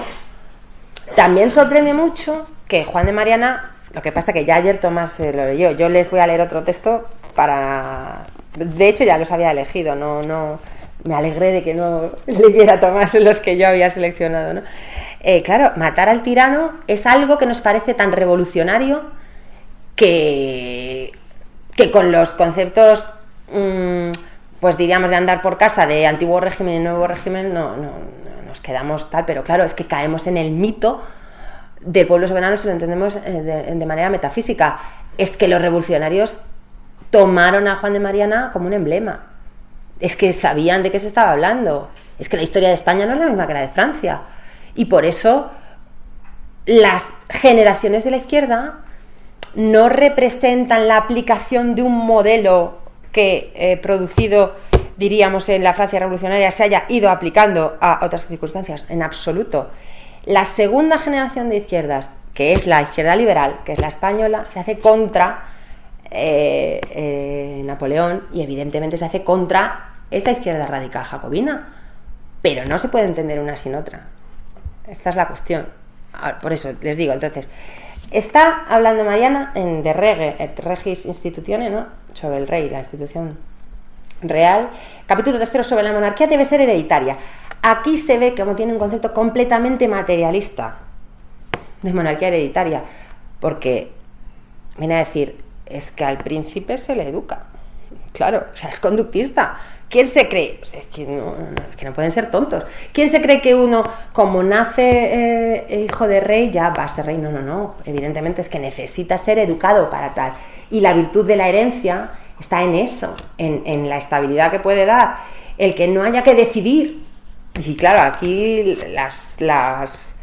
los ataques de Mestre a la libre elección son preciosos, ¿no? Es que elegir quién va a ser el soberano, menudo jaleo. Claro, cada vez que hay elegida hay una guerra civil.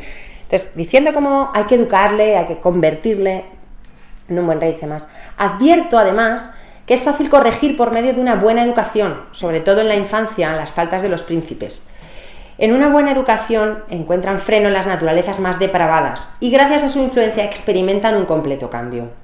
Y si acontece de otra manera y no corresponde el resultado a los deseos ni a los esfuerzos de los que están encargados de dirigirle, conviene sobrellevarlo en cuanto lo permita la salud del reino y queden ocultas las corrompidas costumbres del príncipe en lo interior de su palacio. Ahora bien, si no es así, ¿no? Pero si sus desaciertos o maldades ponen el Estado en peligro, si desprecian la religión nacional y se hacen del todo incorregibles, creo que los debemos destronar, como sabemos que se ha hecho más de una vez en España. Pero es que es verdad, es que la historia de España hacía que el rey se pudiera temer que un mal gobierno pudiera acabar con él, ¿no? Cuando, dejados a un lado los sentimientos de humanidad, se conviertan los reyes en tiranos, debemos, como si fuesen fieras, dirigir contra ellos nuestros dardos. Así fue destronado públicamente el rey don Pedro por su crueldad, y obtuvo el reino su hermano Enrique, tal. Bueno, y otro que dice: pero si el príncipe hubiese subido al trono por derecho hereditario o por la voluntad del pueblo, aquí está, ¿no? El modelo 3, creemos que ha de sufrírsele a pesar de sus liviandades y sus vicios, mientras no desprecie tal, ¿no? Como decimos. Ahora,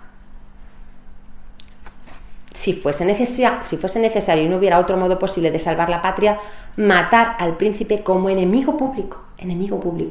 Eso que hemos visto en Rousseau, eso que hemos visto en Sieyès, eso que es tan característico de la Revolución Francesa, está aquí, como enemigo público, no hay ningún problema.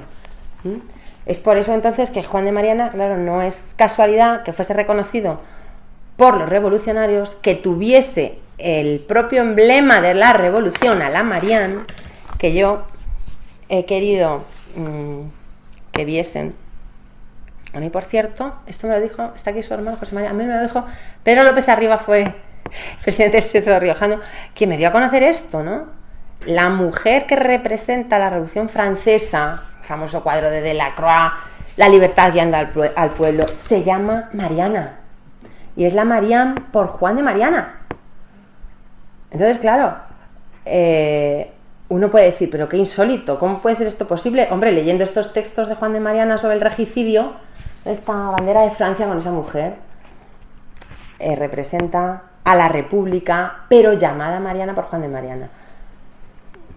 Nosotros, si tuviéramos que completar la tabla, bueno, les quito a la Mariana.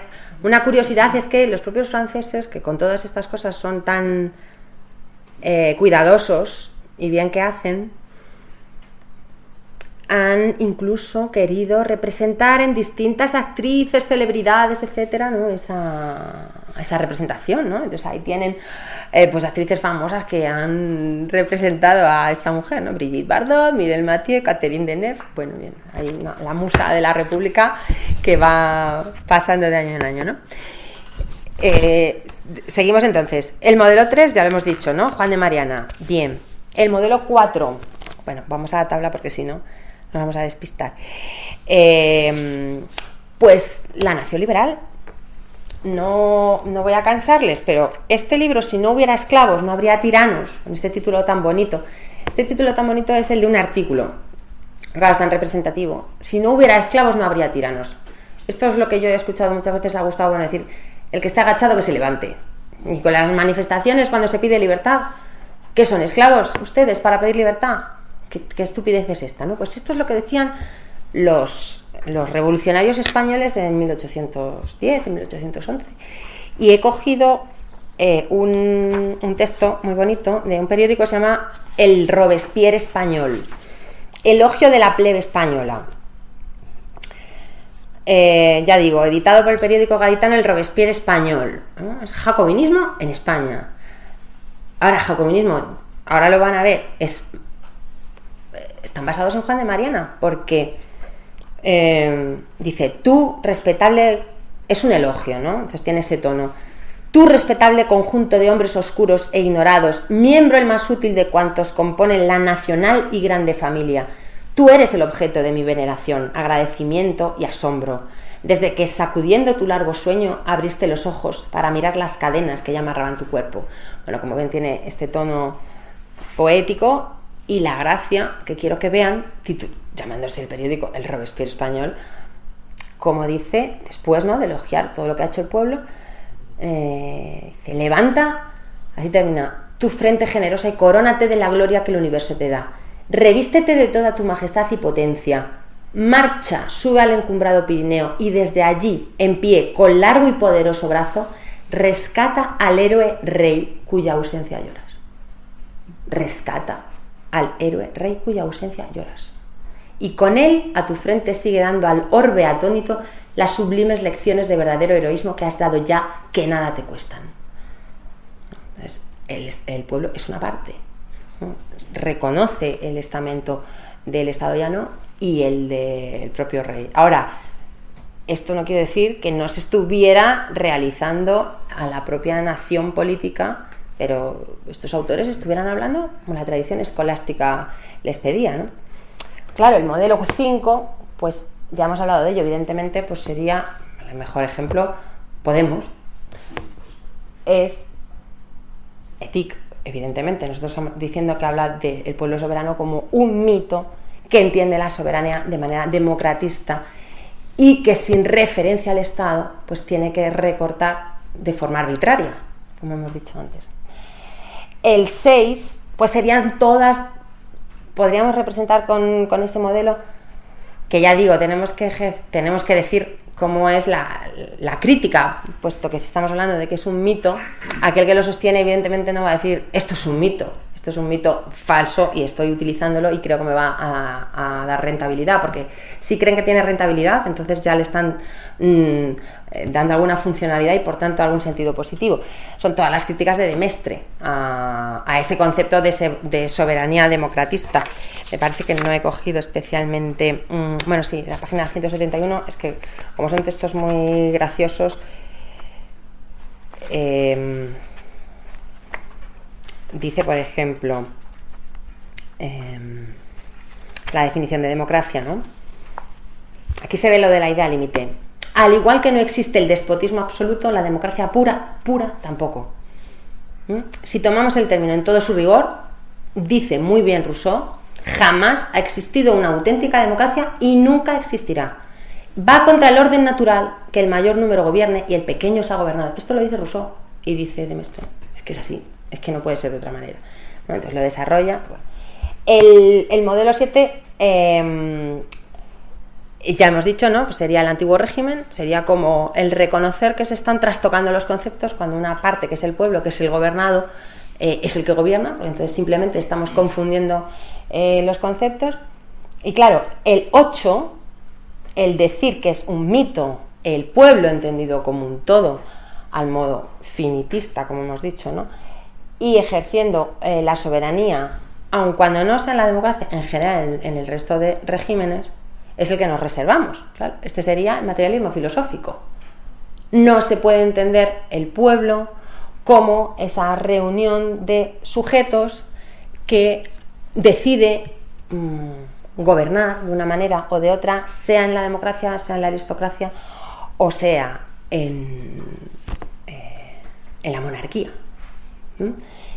¿Por qué? Como hemos dicho, si estamos distinguiendo o si debemos distinguir entre pueblo y nación, pues evidentemente esa idea que nos recorta el presente como la plataforma desde la cual podemos dar por descontado lo que ha sido el pasado o lo que sean las generaciones venideras, es un mito absurdo, ¿no? Es un mito político que hay que desechar. Claro, la segunda parte del enunciado me he quedado con falta de tiempo. La corrupción postelectoral en la España del presente en marcha. Voy a decir dos ideas rápidas, ¿no? Ya lo hemos dicho al principio. La principal corrupción es terciogenérica. La principal corrupción que nos aboca a la situación en la que estamos es la de cómo se ha corrompido el concepto de nación política y cómo se está pervirtiendo lo que ya se reconocía como la ley común y se están poniendo en el lugar del todo los privilegiados, es decir, aquellos que quieren hacer una ley exclusiva para ellos mismos, acabando con la lengua española, exigiendo que no se hable español en determinados lugares de España en función de su cultura particular, en definitiva, recurriendo a las oscuridades, dicho en plan ilustrado, del antiguo régimen más reaccionario. Podemos terminar diciendo que no es casualidad que estos partidos políticos que en España funcionan bajo esta idea tengan relaciones con el Islam y puedan estar no solamente financiados, en el caso de Hispan TV, por por el Islam, sino incluso permitiendo frente a la religión católica o el ateísmo, porque claro, siempre decimos contra la religión católica y contra el ateísmo. Es decir, cuando se tolera el Islam, se está tolerando el antiguo régimen, se está tolerando la suma de trono y altar. Estos prejuicios útiles de los que habla de Mestre, ¿no? Pablo Iglesias se cree que los puede controlar, ¿no? No hay que cabalgar las contradicciones, como dijo el Cursi, ¿no? Hay que cabalgar las contradicciones. ¿Y tú vas a cabalgar esas contradicciones? Claro, ¿qué diríamos? ¿Qué te crees? ¿Que esto es una asamblea? ¿Qué te crees? ¿Que estás en el aula de la universidad en donde con discurso efectista puedes hacer que los alumnos se callen? Han confundido a la nación española con un aula de universitarios imberbes. Y claro, esto es lo que hay que denunciar, la corrupción de la nación política, el que no saben de qué están hablando. Están tomando, como hemos dicho, este mito como un concepto positivo, en función, y aquí sería el fundamentalismo científico, claro, son todos los fundamentalismos juntos, es el fundamentalismo educativo y el fundamentalismo científico, que aprovecho para citar a Carlos Madrid, que tras su excelente conferencia fue lo que comentamos, ¿no? Cómo la idea, las acepciones de ciencias, la cuarta acepción de ciencia está aliada con el democratismo y se están decidiendo en función de los últimos laboratorios de la ciencia política qué es lo que hay que hacer, quién es el pueblo, qué es lo que es nación, desoyendo la historia, la experiencia y lo que pues, las generaciones pasadas han demostrado que es el buen funcionamiento de un gobierno.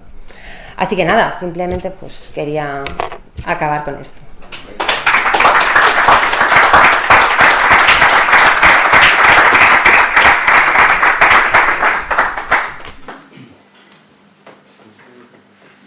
No sé si hay alguna pregunta, como el micrófono está fastidiado, pues que hablen. Bueno, más que pregunta, pues nada, unas palabras de elogio a lo que acabamos de escuchar, ¿no? Es decir, la palabra es eso, una lección espléndida, soberbia, magistral, vamos, no. Muchas gracias. Y para que no suene a un elogio vacuo, pues nada, los dos argumentos fundamentales, ¿no? Lo hemos dicho muchas veces, el profesor Gustavo Bueno viene a decir que criticar es clasificar. Y entonces lo que ha hecho Atilana es precisamente ofrecernos un cuadro para clasificar todas las posibilidades del tratamiento de pueblo y entonces luego pues le ha sido fácil realmente pues llevarnos a las críticas mordaces a estos a estas posiciones políticas de nuestro presidente en marcha que se arrogan ellos el control del pueblo soberano, ¿no? Es decir, que es y luego pues los textos que has escogido pues claro son tan certeros, que has dado en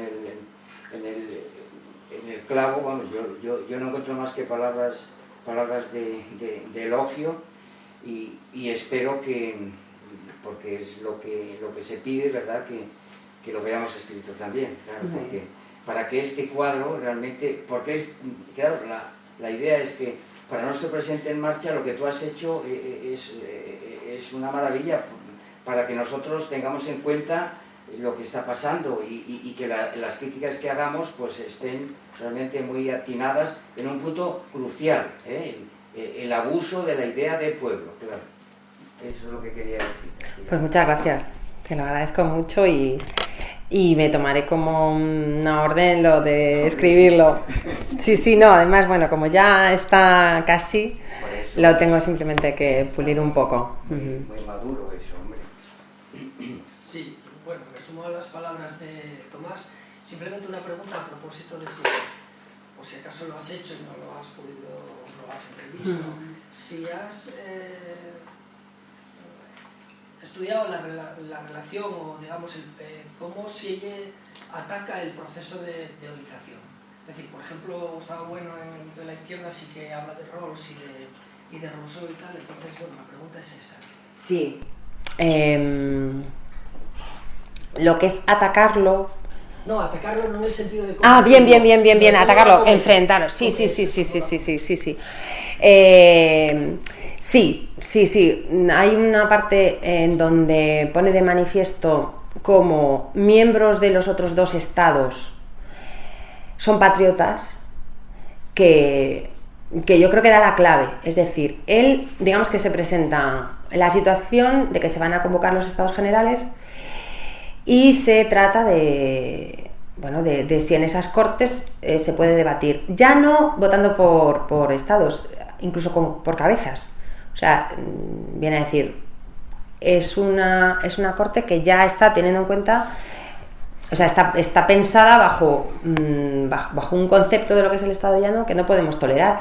Y entonces es en esa recuperación de los miembros patriotas de los otros dos estados, él mismo es un clérigo, él mismo es religioso, que yo creo que está ejercitando la idea de que no se trata, como hemos dicho, de que esa parte sea la parte positiva del Estado llano, sino todo aquel que comulgue con la idea de que debe haber una ley común para todos los franceses. La cuestión, como hemos dicho entonces, es el límite, que es Francia, cuando, en virtud de la olización, se habla de los derechos del hombre, ¿no? ¿Quién pone esos límites? Claro, son las otras potencias. Pero el que Napoleón sea un emperador, el que Napoleón haya querido hacer un imperio, en el fondo nos permite comprobar la verdad, entre comillas, de ese planteamiento. Cuando decimos, ¿quiénes eran ellos para hablar en nombre de los hombres? Hablaban en la medida en que esto solamente podía llevarse a cabo si Francia era imperialista. Del fracaso de tal imperio, el fracaso de los derechos del hombre y el fracaso de reconocer a cualquier individuo como francés. O sea, Francia se recorta por imposición de las otras potencias, lo cual está en la propia definición de soberanía. Es decir, la soberanía es, en el fondo, la potencia para poder imponer la ley en las fronteras en las que tú puedas gobernar. Entonces, yo creo que es eso. Solo te puedo decir eso, no más. Nada. Una idea sobre la idea de representación es la base de las discusiones del Concilio de Basilea con el cisma de Occidente. Es decir, ¿quién representa a la Iglesia, el Papa o el Concilio? Es lo mismo. Es la discusión y la resolvió un teólogo de Salamanca, Juan de Segovia. Dice, el Concilio es la Iglesia reunida, representa a la Iglesia, y fue lo que permitió mandar para casa al Papa, mandar para casa que la autoridad las uniese en el Concilio. Sí, lo que pasa es que lo voy a apuntar porque me interesa mucho, claro. Juan de Segovia. Sí. Que asistió al Concilio representando, en una de las sesiones, porque duró muchos años y estuvo en diversas sedes. Y fue la idea de representación que es la misma que existe ahora. Las Cortes representan a la soberanía nacional. Es la idea que se está utilizando realmente, ¿no? Sí. Por cierto, era de los que quería hacerse ya con los musulmanes, hay que llevarse bien, vamos a besarnos y no sé cuántas cosas, pero por ahí.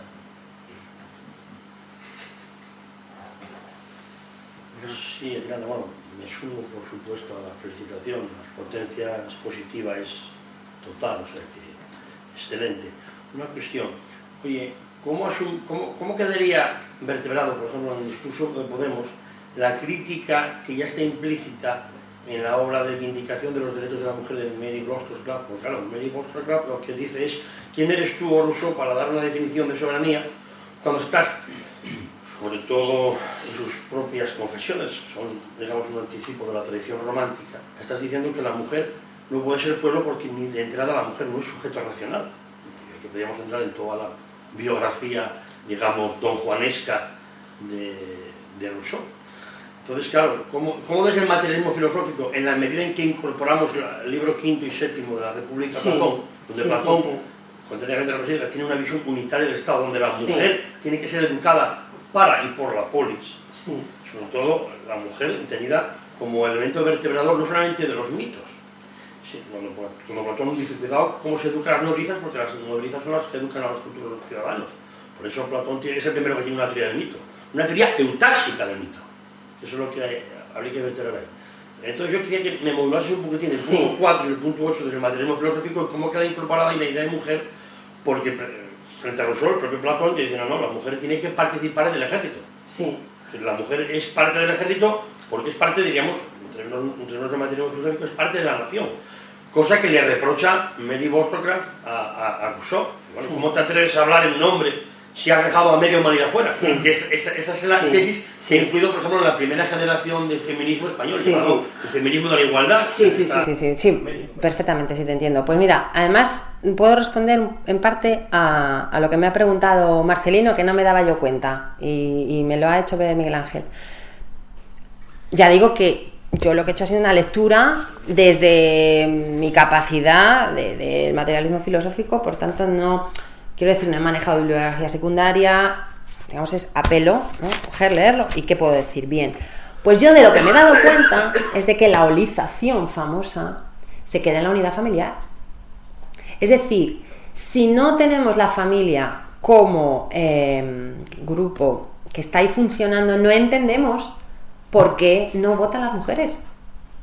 Efectivamente, no lo entendemos. Pero es que son los jefes de familia los que votan. Entonces, en el fondo no es tanto que se desprecie a la mujer, que por supuesto, o sea, yo no he leído, no he estudiado esto y entonces no te puedo contestar con conocimiento de los textos y de lo que se dice, pero lo que sí sé es que no se puede cometer el error que hacen los de Podemos, ¿no? Es que no está hecha la holización. Es que hacerla es muy difícil y estamos en ello, ¿eh? O sea, es que no... estamos en ello, perdón, yo misma me corrijo. Cuando estamos utilizando esta idea de mito como no exento de logos, hemos dicho que hay que utilizarla de forma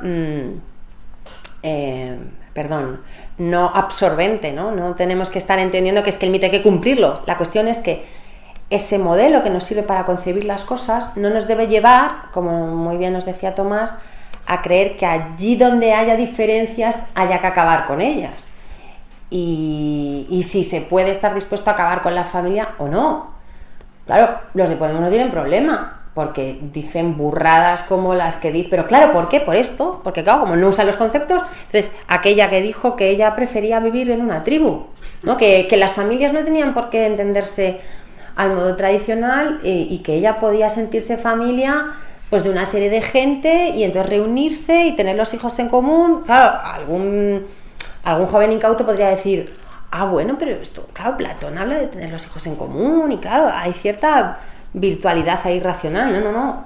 Ahí lo que hay es una confusión total, porque tú ves que Sieyès está hablando de los jefes de familia. Entonces la holización se detiene ahí y por eso no hay voto femenino. No porque sean inferiores, es porque se está tomando a la unidad familiar. Que, claro, en ese modo de producción, pues no podía ser de otra manera. Si nosotros comparamos la democracia esclavista con la democracia moderna, estamos salvando a la masa esclava. Pero es que eso es lo que no hay en esta sociedad. Entonces, claro, Platón podía hablar así de la mujer, de los ciudadanos, pero teniendo al resto de esclavos indiferentemente de su sexo, es decir, podían proveer de individuos. O sea, los esclavos mismos pues podrían ser provisores de mano de obra, etcétera, y digamos, era una parte de la sociedad en la que estas democracias, claro, no cuentan. Entonces ese salto no se puede hacer, ¿no? O sea, que a mí me encantan los textos de Platón y por supuesto demuestra mayor racionalidad que Aristóteles en ese aspecto y etcétera, ¿no? Es decir, que evidentemente que Platón considere que el conductismo que decíamos antes de Mariana, ¿no? Si no es que la monarquía hereditaria no es porque se crea que por ser hijo de rey vas a ser rey, no. Es que lo que se evita es la guerra civil para tenerlo que elegir. Y entonces, mejor que sea este, que le tenemos ahí, que le podemos educar, y que hacemos de él un rey. Y como no lo haga bien, nos le cargamos. Entonces, claro, mayor materialismo no puede haber. Pues esto Platón es lo mismo. O sea, podría decir, si las mujeres han de participar, ha de enseñárseles las mismas cosas, como dice la República, enseñárseles. Ahora, ¿es posible en esta Francia de la que estamos hablando que no se detuviera en la unidad familiar? Pues como no ha sucedido, pues no era posible. O sea, simplemente. No sé, he respondido como he podido. Pero vamos, eso sí, o sea, me sirve para contestar. O sea, te agradezco mucho la pregunta, aparte porque es un tema interesante y que debo estudiar, porque he contestado también a Marcelino, no me daba cuenta. Una pregunta y una reflexión que van un poco unidas. ¿Por qué no usas, digamos, la distinción entre mito oscurantista y... Es esa, perdón. No he dicho iluminador, oscurantista, claro, es esa. Y ahora, digamos, la otra parte, usando este mito, ¿hasta qué punto es funcional esta idea de pueblo soberano para dar, o sea, digamos, para aquilatar el procedimiento electoral? Me refiero, en la medida en que, por ejemplo, o sea, y subrayando el presentismo de la idea de pueblo frente a la idea de nación. Porque, claro, un problema, una corrupción de la democracia actual es el hecho de que los planes y programas que plantean los partidos políticos están dados a la escala del propio proceso electoral, digamos, a 4 años vista, como muy lejos, ¿no? Y entonces o sea, digamos que no tienen un programa, un proyecto para España, digamos, en ese sentido, ¿no? O sea, hasta el punto de que algunos tienen su proyecto incluye que pueden dejar de tener proyecto mientras haya la recurrencia de los procesos electorales, digamos, o sea, mejor dicho, pueden dejar de tener proyecto, no puede dejar de existir España, o sea, digamos, en su proyecto sí incluye, mientras haya recurrencia electoral, la desaparición de España, por lo menos, digamos, en ejercicio, ¿no? Porque luego suponen que de alguna forma pues se mantendrá, ¿no? Pablo Iglesias lo ha dicho textualmente, o sea, si gobernamos nosotros no se va a Cataluña, pero aún así, o sea, vamos, Cataluña o quien sea, porque al final están dispuestos a que haya tantos referendos de autodeterminación como se quieran, o sea, en Madrid incluso, o lo que haga falta, ¿vale? Entonces, dicho de otra forma, hay, digamos, unos límites para que la propia recurrencia electoral funcione.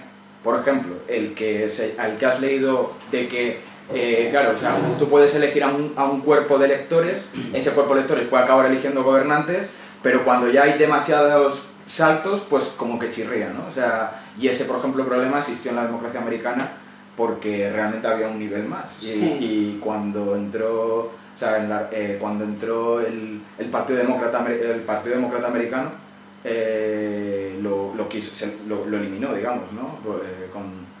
Y a otro nivel, por ejemplo, el tema, o sea, si las elecciones fueran cada 50 años, pues obviamente no tendría sentido, ¿no? Y también si fueran cada mes, pues tampoco tendría sentido. Si por ejemplo el Parlamento hubiera 50.000 en vez de, pero también si hubiera 3, pues digamos que ahí hay unos límites cuantitativos, si se quiere, que hasta cierto punto llevándolos al límite, pues salta por los aires la idea fundamentalista de democracia, porque lo reduces al funcionalismo tecnológico. Claro, sí. Es una posibilidad, claro, que tiene lugar. Lo que pasa que, claro, el principal problema que tenemos nosotros ahora es el de la propia introducción de la conjura, hablando con Sieyès, ¿no? O sea, realmente la libertad objetiva de la que habla Gustavo Bueno para explicar esta libertad de la democracia, lo dice, que por cierto antes no lo he dicho, ¿no? Cuando estamos hablando de esta paradoja, Gustavo Bueno en el panfleto contra la democracia realmente existente ofrece la idea de libertad objetiva, que sería la manera racional de explicar este proceso. O sea, la libertad se da a nivel de clase, no de individuos, y evidentemente pues son las clases reconocidas como electores de un determinado partido frente a otros. Pues digo, si claro, la democracia se caracteriza por el mercado pletórico de partidos, hay que entender que esos partidos deben de tener, como dices tú, planes solventes. El problema es cuando no solamente no son solventes, sino que incluso tienen como proyecto acabar con el propio cuerpo de electores que les eligen. O sea, esa paradoja, esa corrupción del mercado pletórico, que hace que todos los valores sean válidos al margen de su contenido, esa es la corrupción en la que estamos y en la que nos estamos jugando, claro, la realidad histórica de la nación. Por eso decía que yo quería hacer una reivindicación del concepto de nación política como producto de la izquierda radical y con el que hay que contar para poder llamar a los enemigos públicos como enemigos públicos. Es decir, es que hay que saberlo. Es que se está diciendo que nación es cualquier cosa, o se puede decir que es una cuestión discutida, discutible. No, eso es lo que precisamente no es. Es que Rousseau, cuando habla de la soberanía, bueno, me viene bien que me lo digas porque a mí se me ha olvidado decir que la soberanía está tallada, o sea, la soberanía como concepto está tallado tal cual del concepto de sustancia. Entonces, la definición clásica de sustancia como la entidad que no necesita de otra para existir es un concepto metafísico. Pero de nuevo, si nosotros introducimos el materialismo filosófico en esta idea, evidentemente, pues las potencias son sustancias en este sentido pluralistas. Entendemos el cuerpo político como un cuerpo compuesto de partes, ¿no?, divergentes, en la que la propia actividad política consiste en el que haya convergencia, y en esa medida eutaxia. Por cierto, de Mestre usa el concepto de duración exactamente igual. La cuestión, dice de Mestre, no es democracia sí, democracia no, sino cuánto tiempo dura eso. Ha podido haber momentos brillantes en la historia de repúblicas, sí, por supuesto, pero ¿cuánto han durado? Claro, nosotros aplicamos eso a la República Española. Y ese es el problema que está presente en tu pregunta. Los planes, ¿a cuántos años vista? Pues evidentemente o se tiene o se ejercita la política realmente, es decir, o se hace política, si me pongo en plan de Mestre, ¿no?, o se hace política o no se hace, y España perdurará en la medida en que se haga política, con lo cual mucho me temo que si tenemos que ver que la democracia política consiste, la democracia de nuestro presente, ¿no?, de las democracias de mercado en las que vivimos, en esa plétora de partidos que se ofrecen como alternativas solventes, nuestro régimen no es una democracia. Es decir, porque, según esa definición, porque nosotros estamos, en el fondo, otorgando una democracia procedimental a una situación en la cual hay grupos que no solamente digamos, lo presentan como posible, sino que luchan por acabar con la propia nación política. A falta de respeto a su cuerpo electoral, que es lo que, por eso me ayudó tanto el repaso de Tomás el primer día, el fundamentalismo miserable. En el momento en el que un partido político reconoce como no solventes, en ese sentido, al resto de partidos políticos, es decir, en el momento en el que se produce la paradoja de la izquierda, como dice Gustavo Bueno aquí en el panfleto, ¿no?, la paradoja de la izquierda es que no ganan las elecciones. Es decir, ¿cómo puede ser posible que un partido que se llama de izquierdas no obtenga la mayoría de esa gente que ellos dicen el 99%, ¿no? La mayoría social nos tiene que votar. Bueno, pues no te votan.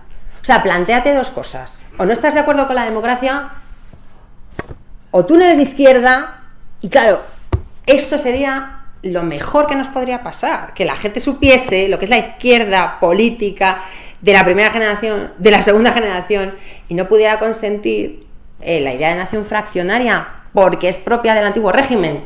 Es decir, porque es esto, es la exigencia de derechos exclusivos en una nación ya constituida política. Entonces, esto son las fuerzas del antiguo régimen. O sea, Bueno lo dijo. El Islam es la derecha. Hoy en día, la derecha hoy en día es el Islam y es el nacionalismo fraccionario español, que exige derechos exclusivos, que se remite a las lenguas, que está hablando de naciones étnicas. Y además es que de Mestre, como claro, tiene sus vetas, que al final los textos son complejos, los autores hay que al final sistematizarlos, y yo he sacado todo lo bueno que tiene de Mestre para el materialismo filosófico. Pero hay una parte en el comienzo que habla de las naciones, claro, que ahí huele a etnicismo, ¿no? Habla de los principios nacionales, dice como que no se pueden arrojar al mismo receptáculo porque se lesionan mutuamente. O sea, se lesionan mutuamente. Si hablamos del concepto de nación política, totalmente de acuerdo. Pero si hablamos de las naciones étnicas, tal como él parece, ¿no? Que habla, pues estamos en la nación fraccionaria. ¿Qué sucede? Que de Mestre está antes de... está hablando al compás que se está haciendo este proceso de la revolución, entonces no puede ser ya nación fraccionaria.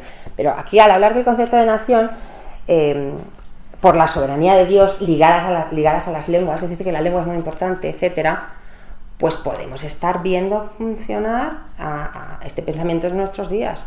Y entonces, esta es la principal corrupción, el que ni siquiera podemos hablar de una democracia solvente, como tú dices, cuando hay que elegir como electores entre aquellos partidos que tienen ortogramas dirigidos a la nación y otros que tienen ortogramas dirigidos a la ruptura de la nación.